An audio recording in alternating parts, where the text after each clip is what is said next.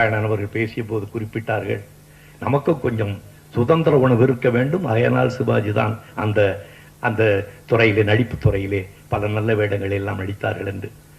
சுதந்திரத்தை பற்றி எனக்கு தெரியும். சுதந்திரத்துக்காக பாடுபட்ட, பாடிய, வசனம் பேசிய கலைஞர்களில் நான் ஒருவன்.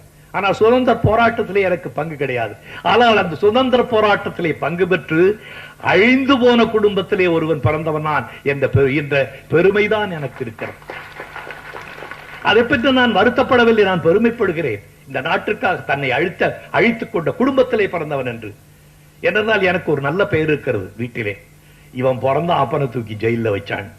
அவ்வளவு நல்ல பேர், அவ்வளவு நல்ல ராசி எனக்கு. ராசியை பற்றி பேசுபவர்கள் சொல்லலாம்.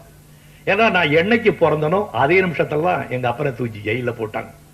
அதுக்கப்புறம் 4.5 வருஷத்துக்கு அப்புறம் தான், 4.5 வருஷம் இருக்கும். அதுக்கப்புறம் எங்க அப்பா வந்தப்பதான் எனக்கு அப்ப நல்லா விவரம் தெரியும். 4-5 வயசுல எல்லாம் எங்க அம்மா என்னை அறிமுகப்படுத்தினாங்க எங்க அப்பாவுக்கு. இதுதான் உங்க அப்பான்னு. கேள்விப்பட்டிருக்கியா வைரம்? இல்லையே. எல்லாரும் சுதந்திரத்தை பத்தி பேசுறா ஐயா, திருட்டு பசங்க.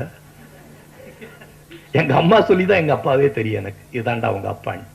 அதே போல் பாடுபட்ட குடும்பத்திலே பிறந்த ஒருவன் என்ற காரணத்தால் தான் நமக்கு இந்த மாதிரி நல்ல நடிப்புகள் எல்லாம், இந்த சுதந்திரத்தை பேணி காத்த, சுதந்திரத்தை வாங்கி கொடுத்த கப்பலோட்டி தமிழன், இவர்களை போன்ற பெரிய பெரிய